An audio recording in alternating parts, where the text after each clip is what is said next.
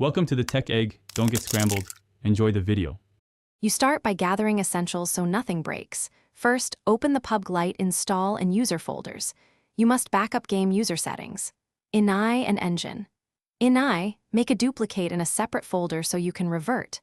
Once done, get the config you'll apply, either a trusted preset file or the exact values you'll type.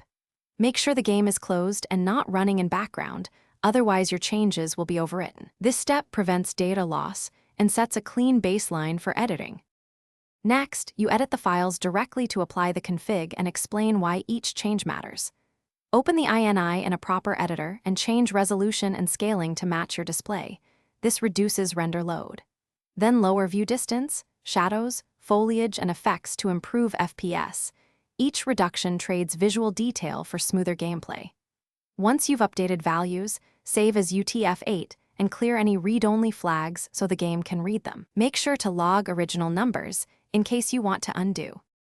Finally, you deploy and verify the new config. Move the edited ini files into the game folder and overwrite the existing ones only after confirming backups. Launch PUBG Lite and immediately test in the training area to measure FPS, input lag, and visual clarity, because gameplay testing reveals real-world effects of each tweak. If you see crashes or no change, restore your backup, disable overlays or third-party apps, and run the game as administrator. One key troubleshooting tip: restore original.